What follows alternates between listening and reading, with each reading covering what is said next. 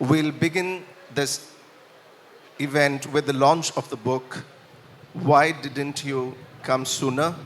Translated by George Pullard in Malayalam. The title of the book is Ende Munbe Vannilla.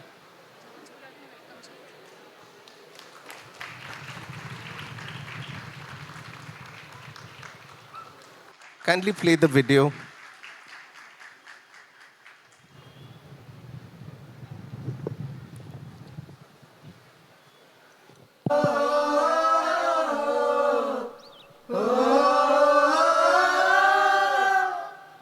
The joys and freedom of millions of children started with just one feeling.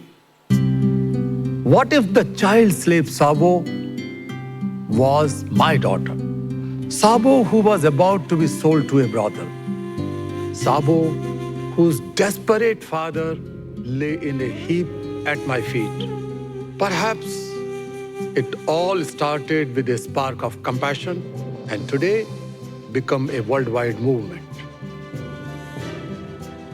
I believe that each one of us is born with two natural gifts: consciousness and compassion. Both are the core reasons of our being. When we feel the suffering of others as our own suffering, with a strong drive to take action, that is compassion. God is not so meager that He has blessed us with only a little of compassion, which we have confined to our families and friends. We need to go beyond that. All that is required is to enlarge our circle of compassion. A touch of compassion is what makes each of us a problem solver, an innovator who is ready to accept all challenges and solve them. When we work towards making our world a better place, each one of us becomes a compassionate leader. In fact, all world religions and movements were born out of compassion. I stand with 8 billion people because the world is my family. In this age of interconnectedness, are we really connected with each other? Compassion is the greatest form of connectedness and love. There is no curse bigger than being alone. Loneliness is frightening. If you are connected, you are fearless. And we are the safest if we feel like a part of our global family. Where are the mothers of the children? They've been taken back.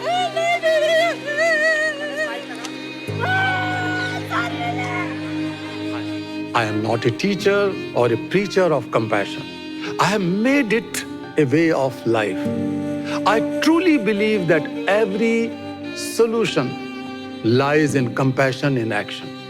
So, my dear friends, as we globalize markets, resources, and data, I urge you all to globalize compassion. Sangachadvam samvadadvam sambo manansi janatam deva bhagam yatha purve sanjananam upasate. हम चलेंगे साथ साथ चले हाथों में हाथ हम चलेंगे साथ साथ एक दिन ओ मन में है विश्वास पूरा है विश्वास हम होंगे कामयाब एक दिन We shall overcome one day.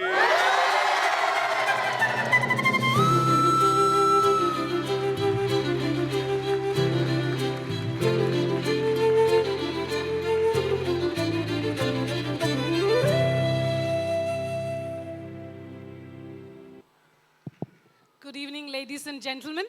Welcome to perhaps one of the most inspiring sessions of this season of KLF. Thank you so much for turning up in such huge numbers to listen to a man who just said in his video that he's not a teacher or a preacher of compassion, but he's an epitome of compassion. Welcome, sir. It's an honor to have you in Kozhikode and at KLF. Welcome.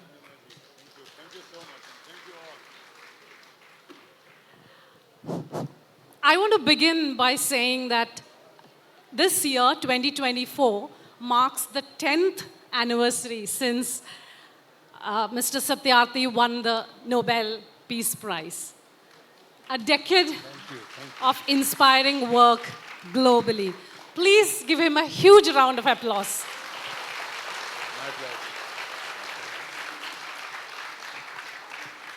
And as you just saw, the launching of the Malayalam book, Ende Munbe Vannilla, which translates into Why Didn't You Come Sooner?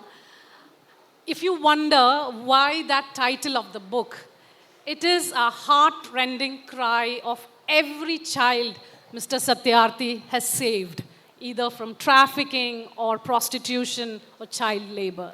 Isn't it, sir? Thank you, yes. Yes.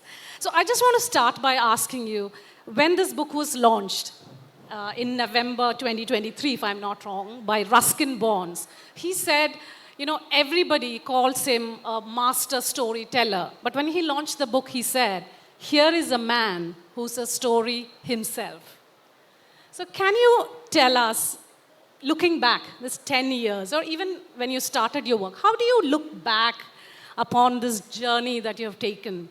And, you know, the hurdles, the challenges, the motivations. Just take us through that journey that you have walked through so that we get a glimpse of it.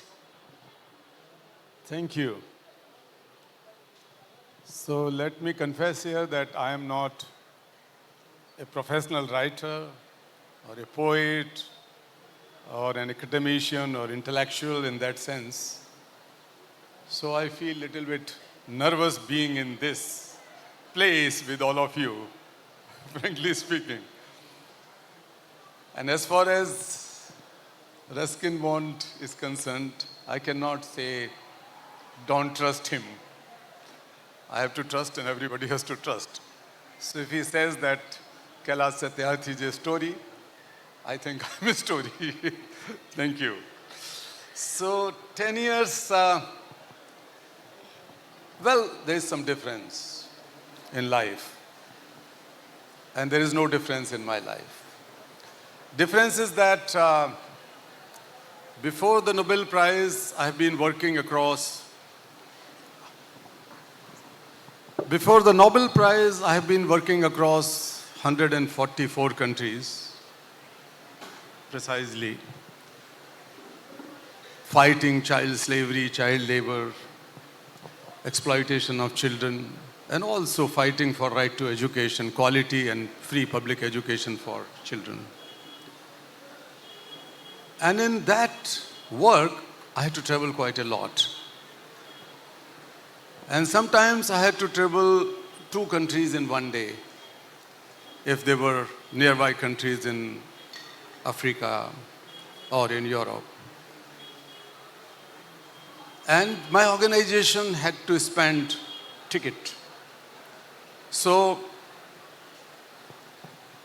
I always traveled in the economy class with my organization's money. Now, governments, UN agencies, and universities around the world invite me, pay my business class or first class ticket so I can sleep in the night. And next day I'm fresh and I can work. I used to do it before also, but now I can take some rest. That is the change in my life. But my 2-bedroom apartment in Kalkaji, Arabli apartment in Delhi is the same. My wife is, of course, the same. There are my friends, Nobel laureates, who have new wives after the Nobel Prize. But in my case, Sumedha ji, my companion, is still there. Let me share a story with you. When I got a call from a journalist, Indian journalist from NDTV, I was working in my office and looking for the cheapest possible ticket to travel to Germany. Somebody has invited me in Germany for some event. So I thought that why should I waste money buying expensive tickets? So better to suggest the host for the cheapest possible ticket like cheapticket.com, easyticket.com, etc., etc. Make my trip. I'm not advertising them, but that is something which I was doing. And this guy, journalist, called and he was so excited. He said, Kailash ji, Nobel Prize. So I thought that somebody might have got the Nobel Prize, maybe an Indian. And I felt so proud that if an Indian get the Nobel Prize, that would be great after Mother Teresa. And except Mother Teresa, nobody got the Peace Prize. And so I could not believe that being the first Indian born, Desi Indian could ever get the Nobel Prize, Peace Prize. So I asked this guy, please hold on. And I started Googling Nobel Peace Prize 2014. I thought that this journalist is asking for some comment because they say that, do you have anything to say that this person has got the Nobel Prize? And I did not want to prove myself that I am so stupid that I have no knowledge that what is the day when the Peace Prizes are announced and what is this all about. So when I was Googling, it did not appear. But again, in few seconds or so, my friends from my office also learned about it and they came and hugged me and crying out of joy and so on. And I was not so stupid. I thought, oh, this has happened to me. That's why all my office has gathered and hugging me and kissing. But I had a dream about Nobel Prize. I had a dream. Tell us about that. No, don't clap now. The dream was that one day I will meet and greet a Nobel Peace Prize winner and shake hand with him and then take a photo, the proper picture. And I will keep this picture with me in my drawing room, my bedroom, everywhere, because I had so much respect for the Nobel Peace Prize winners because their number is not high. Even today, we are less than 2 dozen. And half of them or 1/3 of them are old or high-level politicians and so on. So they are not so active in the social or human rights issues and so on. So I had that dream. And I had a chance in my life only once when I had an opportunity to meet His Holiness the Dalai Lama in Germany, not in India. I tried in India in Dharamshala, but I failed. So I could not get appointment just to see and greet him. But I found him before Nobel Prize. So he is so nice guy. He's full of love and joy and innocence. So he saw that I am wearing this kurta pajama, so he was holding my hand like this. And I had all the goosebumps. But instead of looking at him, I was looking at a photographer. But those days, these small mobile cameras were not yet invented. And there was a big camera, and that cameraman came and he left without staying there even for 2 minutes. He took some photos of the Dalai Lama and he left. And I was very nervous. So His Holiness asked me, young man, whom are you looking for? You look little disturbed. I could not say that I was looking for a journalist. I'm sitting with the real Nobel laureate and he was holding my hand, but I need a photo. And I told this story, and this story made us very good friends, and we spent some time with him in Dharamshala and gossip and talk on many issues. So that day, I did not miss the chance. So when my colleagues were coming and hugging me, I said, just wait for a minute. I took my mobile phone. That was 10th of October 2014. I entered in my washroom and stood in front of the mirror, big mirror, and took 1, 2, 3, 4, 5, 10, 20 selfies. So my first photo with a Nobel laureate was taken that day. So that was the beginning of the thing. But I told to the world that day, because all media people came, that the awareness, the knowledge about the issue of child slavery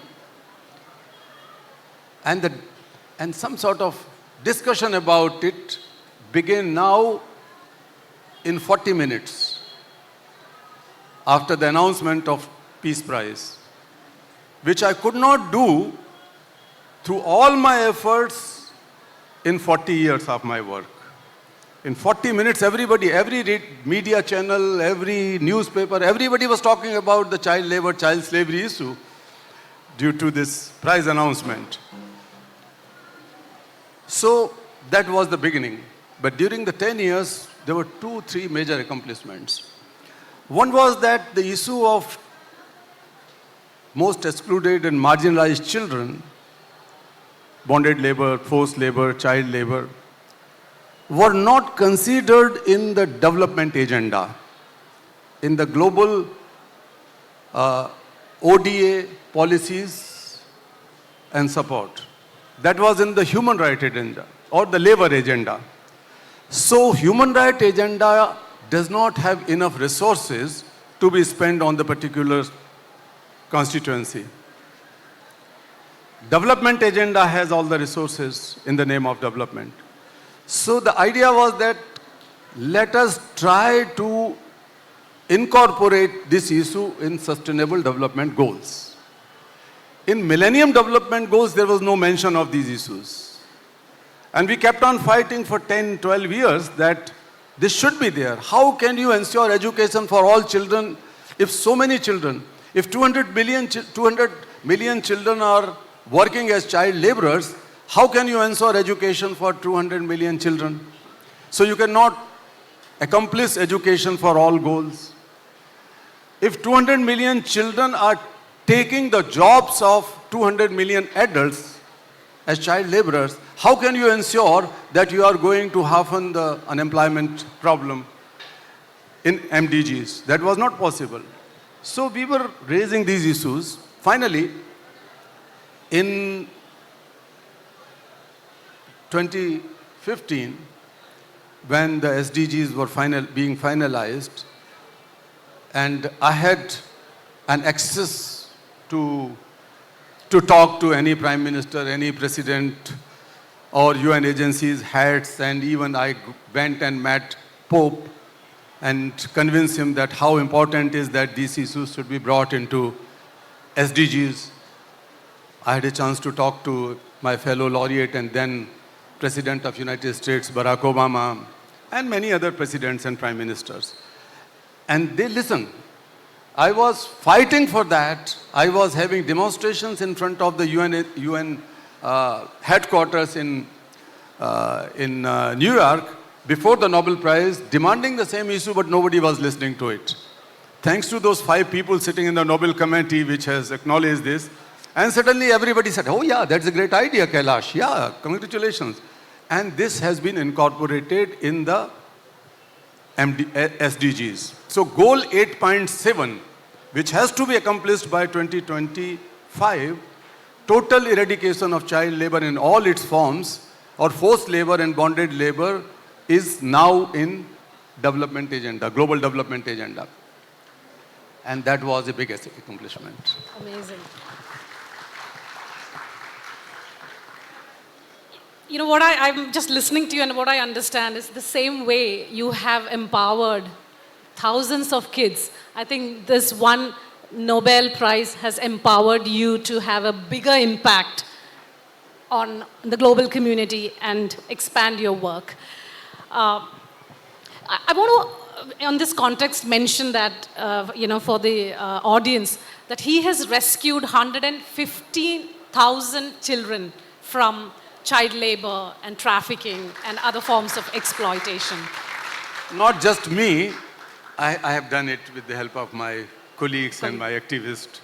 And it was not an easy job. I lost 2 of my colleagues. One was shot dead, one was beaten to death, and one was killed and sacrificed his life for the cause of others' children, not their own children or their brothers, but they considered that others' children are also their children and like their own brothers and sisters. So they are martyrs among us. So their dedication, their determination, and their sacrifice is a million times or a billion times more than what I could do. But people say that, Kailash, you have done it. I'm sorry. Yeah, but you've steered the wheel, and that's not something small. I want to ask you about these children that you have rescued. It's not just that you rescued them, you gave them a new lease of life. Now those children, now who are young adults, they are themselves change makers. So how did you, I'm sure these children are coming from a huge trauma and from what they have experienced. But how did you not just rescue them, but also turn them into future community leaders, compassionate community leaders, and people who are driving change and changing other children's lives? Can you tell us that story? Well, if you wanted to listen to this story, I can start with that. Yes, please. So this book has around 16 stories of children that he has rescued. Whose story would you like to tell first? I will share the story of Devli, and that also combines answer of your question. Sure. And that becomes the title of this book in all languages, in both the languages here. Why didn't you come sooner? About 20 years ago, or less than 20 years ago, 15, 16 years ago, I went to rescue a group of children, women and men in Haryana. And we have learned that many of these children were born and grew up there. Their parents were also born and grew up in slavery. So 2 generations and 3 generations of slavery in the largest democracy of the world. In India, which has so much power and knowledge and technology and whatnot, and the great heritage and culture, civilization, etc., we all are proud of. But when we learned that this is happening, I found that these people were trafficked many years ago, decades ago, from Rajasthan to work in Haryana. And that quarry was belonging to a politician who was the chief minister, his son was the member of parliament, and these quarries were illegally run. So no government officer was willing to support us. So I had to do some recce with my friends for 3 nights, and during the daytime also, that how we go and physically rescue them. And then we learned that the only time was between 5 o'clock and 7 o'clock in the morning, when this watchman, the chowkidar, used to go for freshened up. He had guns and other things in his hand, but that was the time he goes to his village, nearby village. So one day, around 5:30 or so, just before the dawn broke, we decided and we went there. And we started rescuing those women, men, and children. Finally, we were able to rescue more than 50 of them. So young girls and boys was sitting in my car, and I was driving. I had been attacked several times just because of 1 or 2 mistakes. One mistake was that the driver whom we hired had ran away. When he saw that some people are coming with their guns or with lathis or other things, and he left me alone in the past. So I learned that I must drive myself. I was a good driver in such circumstances. So I was driving and these girls were sitting in my car, girls and boys, and the parents and grandparents were sitting in a truck which was following us. And these girls who were boys were born in slavery. They had no idea about roads, buildings, anything. They were all traumatized and they could not comprehend freedom. They could not understand freedom. They could not believe anyone because everything has happened to them. So just to ease them, I asked the children sitting in the back seat, and 3 girls were sitting beside me and some boys and girls in the back. So some bananas were lying in the back. So I told a boy to pick up the bunch of banana and pass it on in front so that everybody can share. So he looked here and there. The bananas were lying there, 2-3 bunches of bananas. But he was curious, what is this? I said, look, this greenish, yellowish thing sent. So he passed it on. And I pursued everyone to eat banana so they can eat. And then I can talk, engage them in some talk. Then some of them started picking up one banana and eating.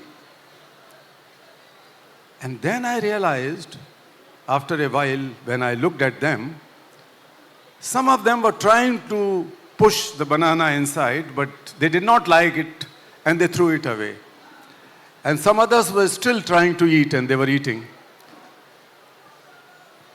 And then I saw that how stupid I was. I did not tell them how to eat banana. I was almost in tears, thinking that the difference between a banana eating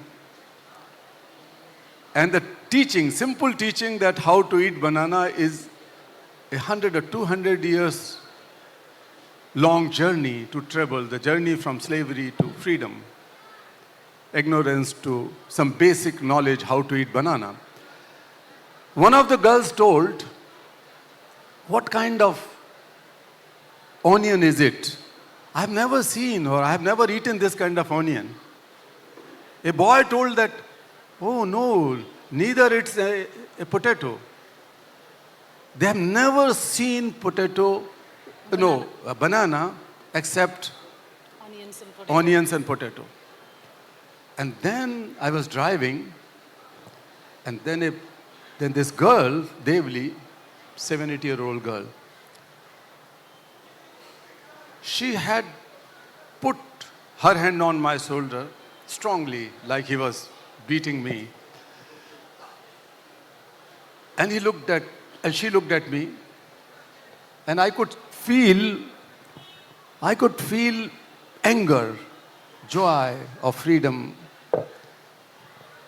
faith in humanity, pain, all kind of emotions. And then she asked one question, why didn't you come earlier? In her language, she asked, "Kyun re, tu pehle kyun nahi aayo? Why didn't you come earlier?" And the reason was not that she liked banana. The reason was that she has seen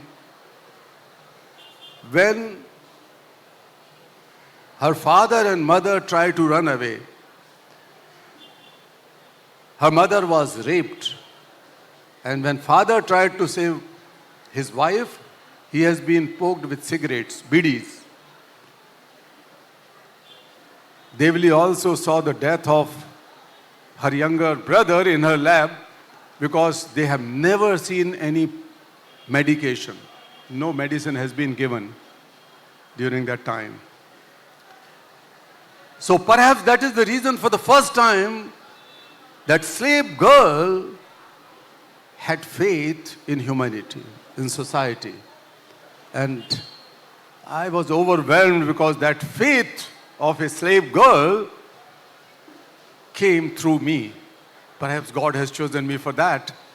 And on one hand I was in tears, and on the other hand I was smiling with this joy that she had faith in humanity. So this question was not just for me, this question for everyone who believe in humanity. This question was everyone who believe in freedom, liberation, justice, equality. This question for everyone who believe in God, Allah, Ishwar, believe in temples and mosques and churches. What stops us? Millions of children are languishing in slavery today. And we are busy with so many other things. We don't speak, we don't write, at least something which we can do. Social media is in our hands. Why don't we use the power of social media and artificial intelligence and all the things which we have in our hands? In the world, 160 million children are living like that or similarly. So the question of Devli was the question which always haunted me. And I am passing on it to you, my dear friends, sisters and brothers. What stops us to go to the last person of society, which Gandhi has always taught about? We use the name of Mahatma Gandhi. We use the name of all the great leaders. And we are proud of being Indians, say that Vasudhaiva Kutumbakam and this and that.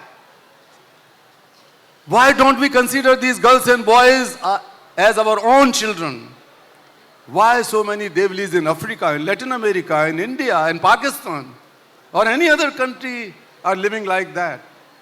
We have to act now. That was the message coming out of this through this book, which is now with you. Thank you.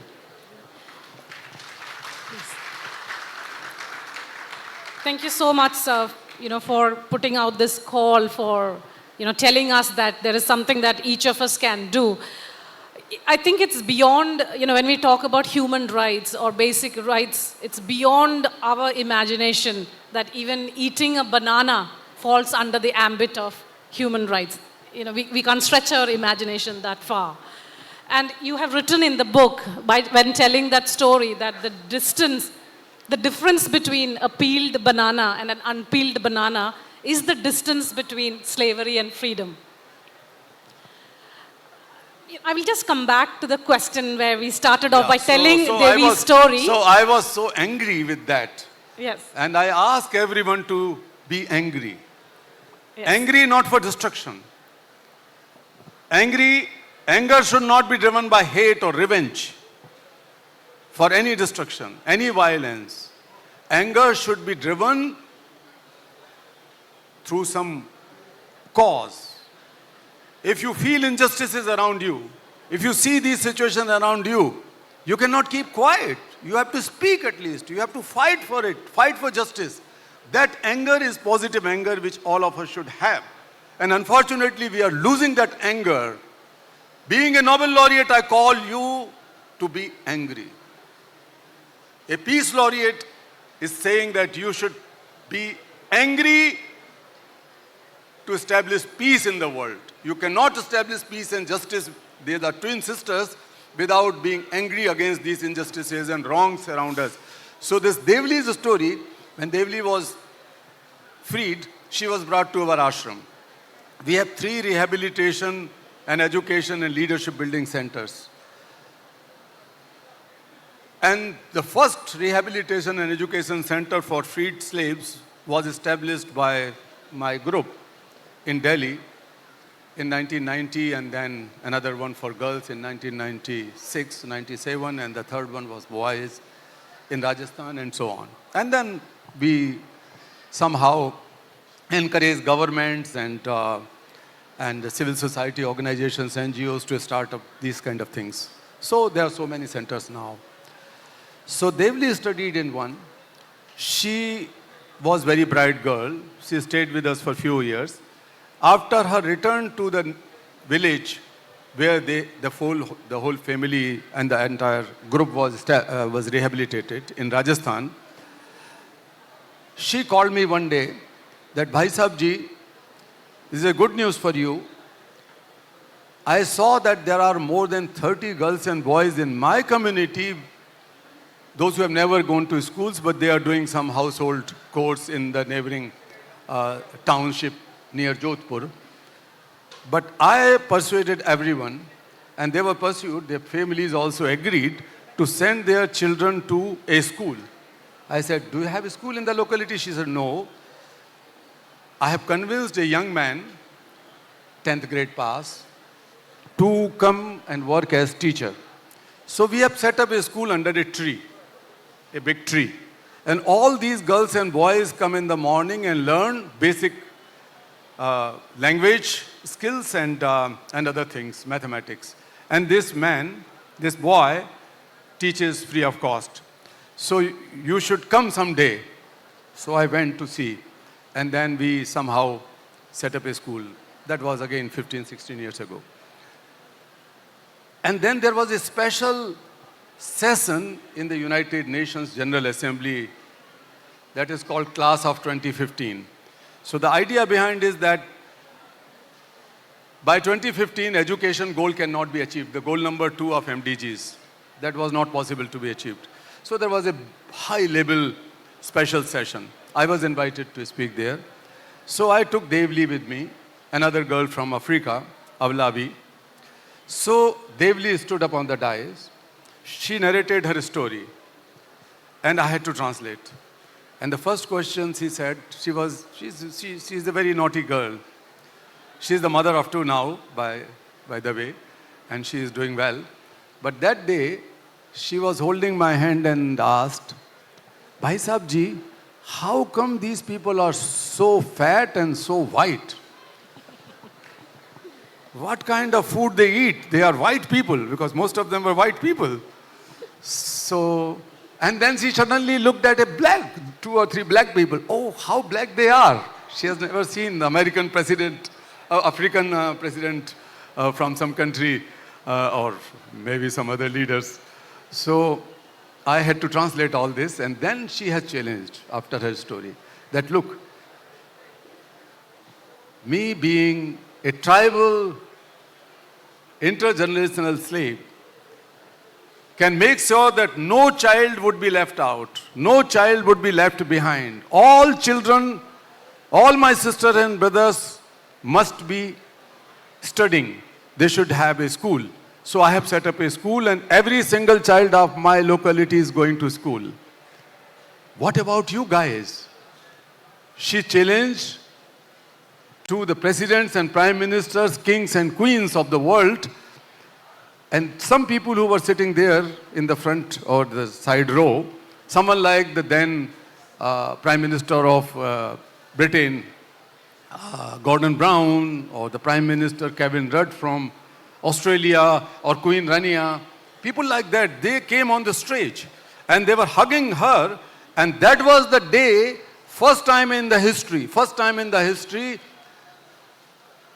the rich governments have announced $400 million for education of children in Africa, Latin America, and South Asia through the governments. $400 million have been promised on this moral call of this girl. And that was the great thing. That was Devli's story. So we have educated and trained thousands of children. Many of them are lawyers, many of them are engineers, many of them are teachers. But the most important thing that all of them are human beings. They are not Hindus, they are not Muslims, they are not Christians. They are human beings, insan. That is something which they have learned in our ashrams. That is something which is needed everywhere in the world. This divisiveness you just mentioned. We live in a broken world. We live in a fragile world. We are entering into divisive world every day, every minute. We are living in the world where hatred has become a common norm. In that situation, we need children and young people like that who should be the champions for the cause of just humanity and compassion, along with justice and equality. That's one of the greatness of his work is, it's not just he is Mr. Kailash Satyarthi. There are a lot of Kailash Satyarthis being born through his work. That's a matter of huge hope for us. So you spoke about anger, and I remember one of your speeches you said, most of your life-changing decisions when it comes to your work is taken when you are angry. I want to ask you this question, which is very contextual now. Do you still feel angry, or how angry do you feel when you see more than 10,000 Palestinian children being killed by the airstrike? Children who are younger than 3 months being held hostages in Gaza. Hundreds and thousands of children starving in Yemen. Much more, we can't even countless number of children in India, Bangladesh, Nepal, still working in bonded labor, exploited, begging on the street. What do you feel in you when you see these? Frankly speaking, I have three emotions. One is that definitely I am angry with all this.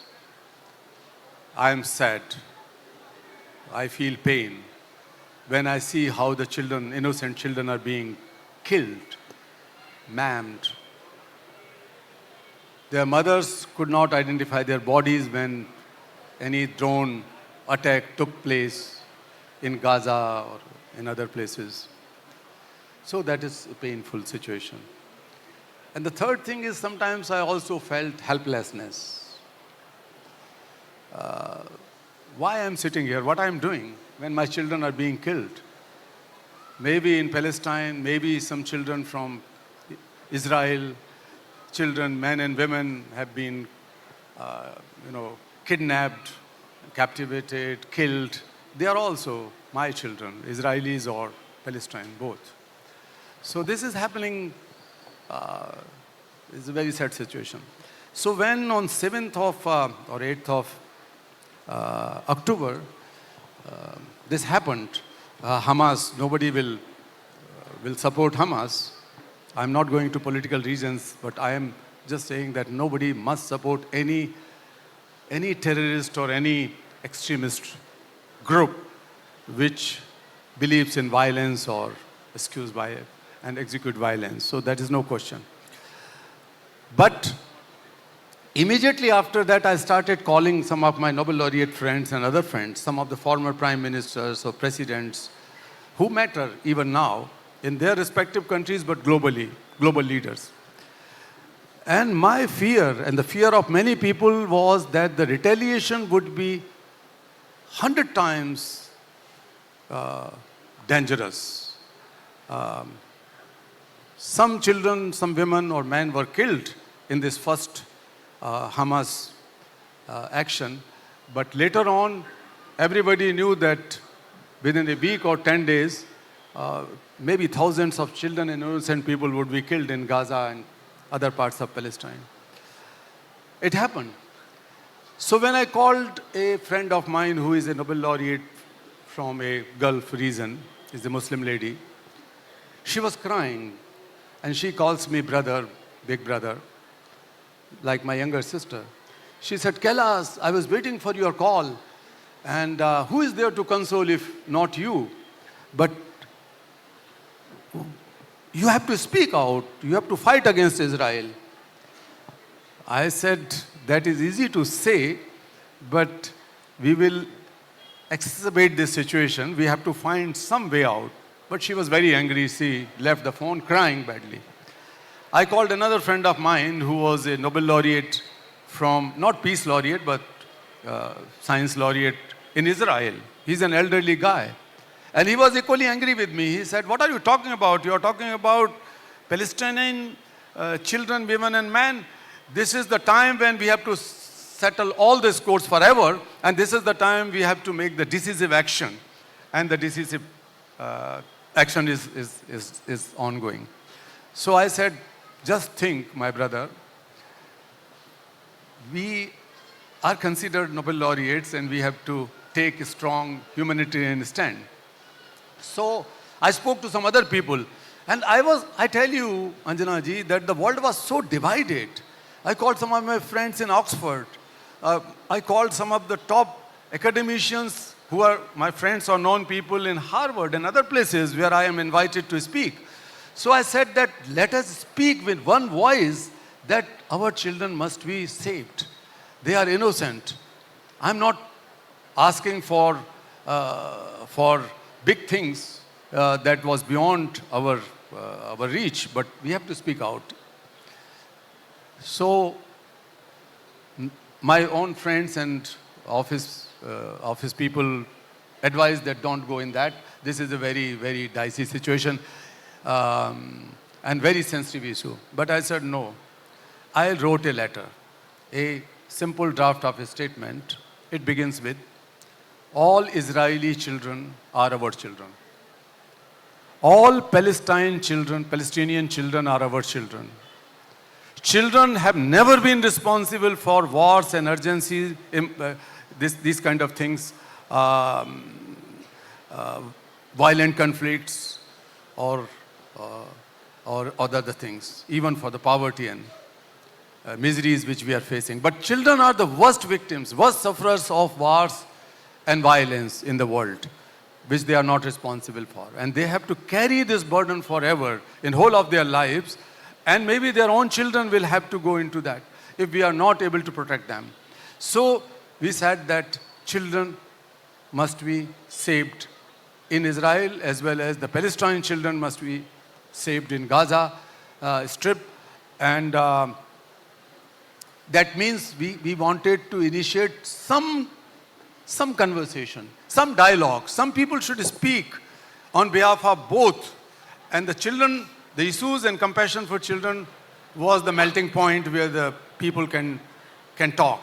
And I tell you, and it was, I could not believe in myself when within 10 days, 104 Nobel laureates from all 6 disciplines, they joined this call and they have supported this idea and they have signed on that statement, and that statement has been sent out to every single president and prime ministers and every single UN agency's heads that children should be prioritized. Their safety should be our priority in the world today in this situation. And of course, at that time, the Palestinian children were being killed every day.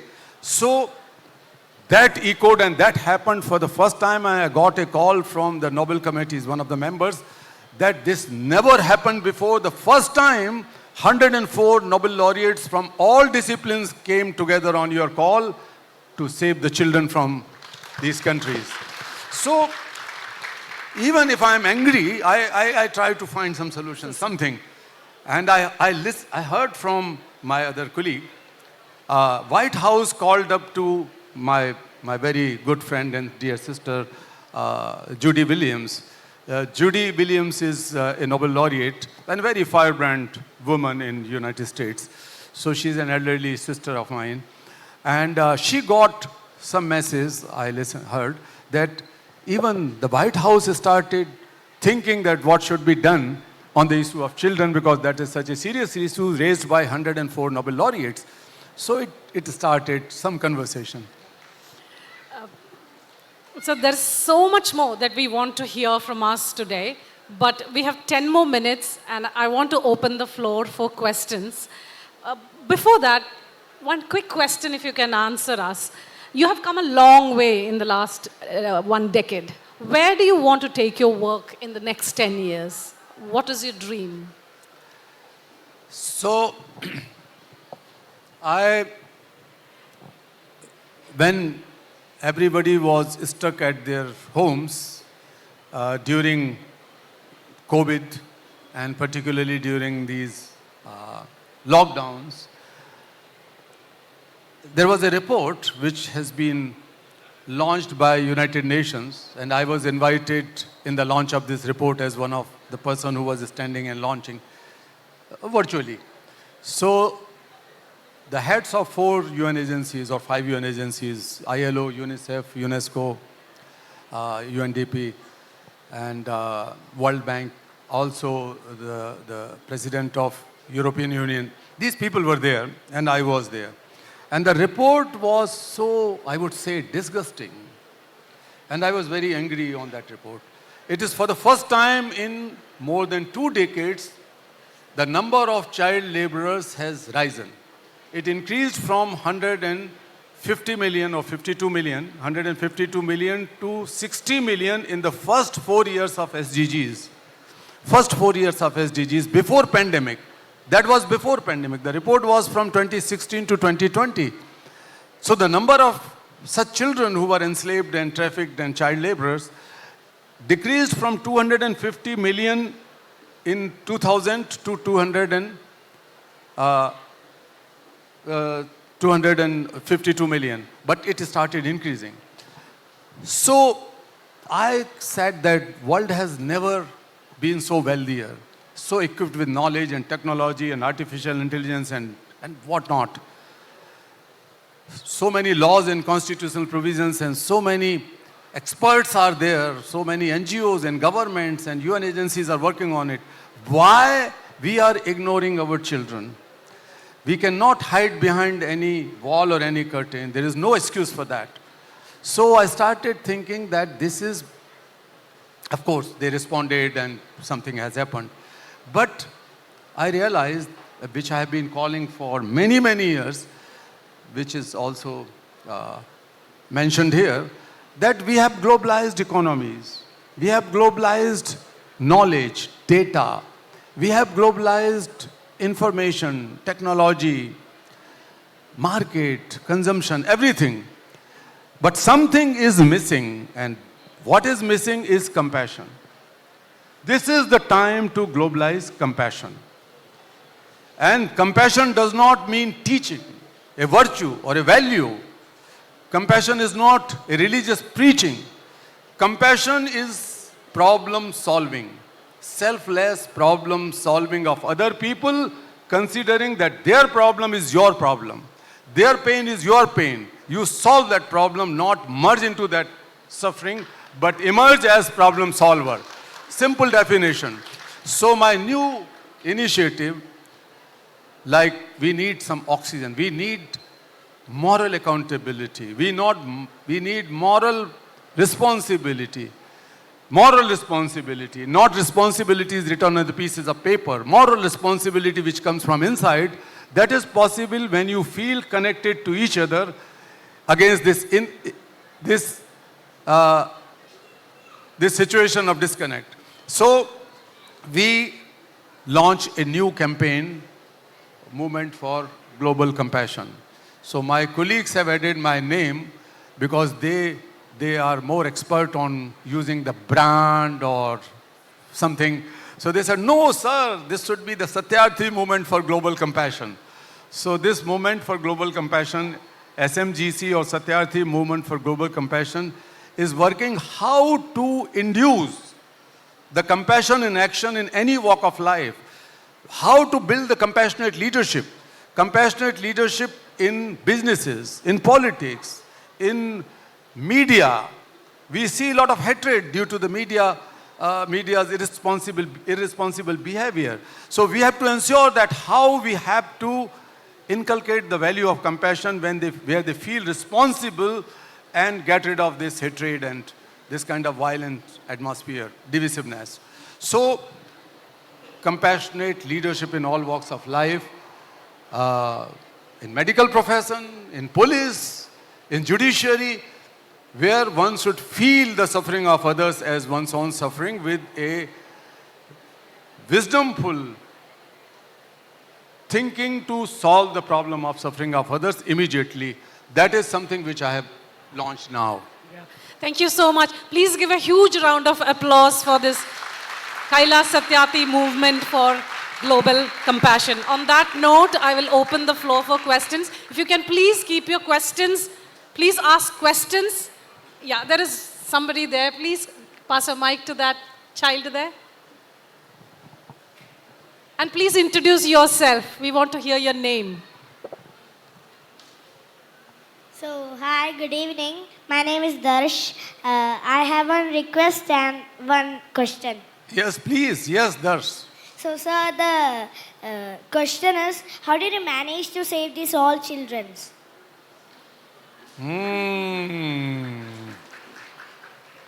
When we get any information from media, from some friends or unknown people, strangers, or sometimes, or most of the times, it is the parents or relatives of those children who come to our office and complain that their children have been kidnapped, abused, or enslaved.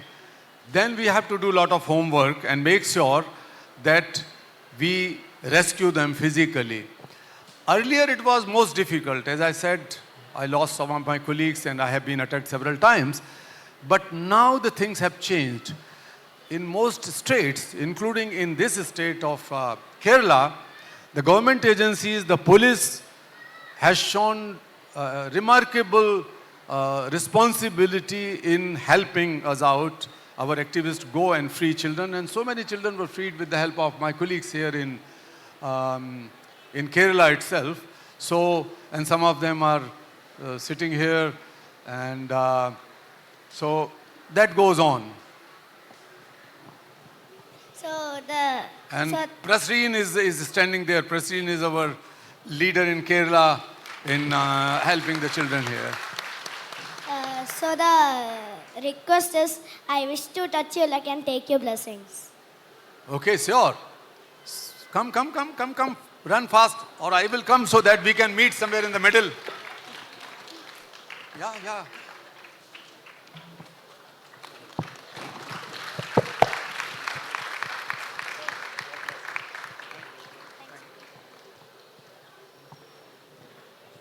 Yeah, please, he has a question there. Respected sir, I would just like to add a very special thing about this occasion. In fact, this book release was scheduled to be conducted on 11th of January for a special reason.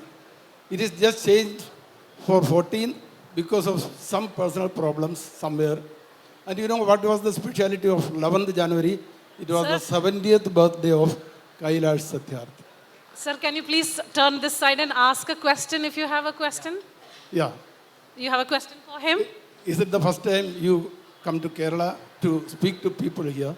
No, I have come to Kerala several times, dozens of times, I can't Please recall, give a but to big this applause. place for the first time.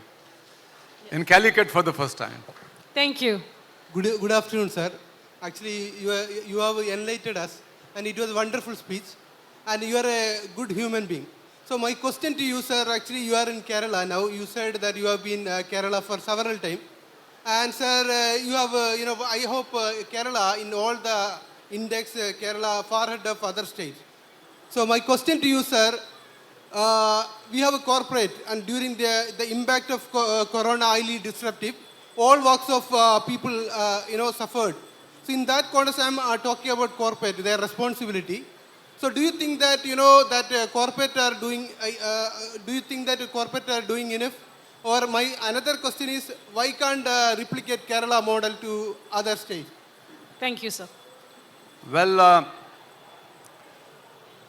it is very clear that during the pandemic, we have experienced tremendous amount of humanity, mutual responsibilities, compassion, sympathy, all kind of good human traits or properties. That is clear. Everybody has helped each other in most places, in India as well as in the world. But it did not remain after this is over. As they say that the human memory is very short, so we started forgetting as who has helped us and whom we helped. And the life is going on. It's running. And that is also one of the inspiration for me, and I always say that everybody is born with an ocean of compassion. But we keep compassion just in our hands, in our palm, and we think that this amount, small amount of compassion has given by us by the divinity or by the God. So that remains confined to our kins, our husband, wife, relations, or with the children, or between the siblings or parents and children and so on. So if it is between mother and child or father and child, why can't it be bigger? So we have to enlarge the circle of compassion where we feel the similar responsibility, not exactly the same because there are also biological and sociological and psychological aspects, but we can enlarge the circles of compassion where we can share with each other so that we do not live in loneliness where we can solve each other's problem. And that is the enlarging the circle of compassion, and that could be enlarged to any extent. And not only among human beings, but also we have to be compassionate towards the earth, water, air, mountains and rivers and trees and animals, for everyone. We have to feel that their problems and their sufferings is like our suffering, and we have to solve that suffering. And that can be done by way of compassion. And that is the reason that whatever has been learned in any part of the world where the people help each other, may it be in Kerala, may it be in some other places, that could be replicated or that could be enlarged and learned and mutually shared. Unfortunately, we have run out of time. Thank you so much, sir, for inspiring us to be compassionate. This is Compassionate Kozhikode, and it's been an absolute honor to listen to you. Thank you so much. My Thank you for pleasure.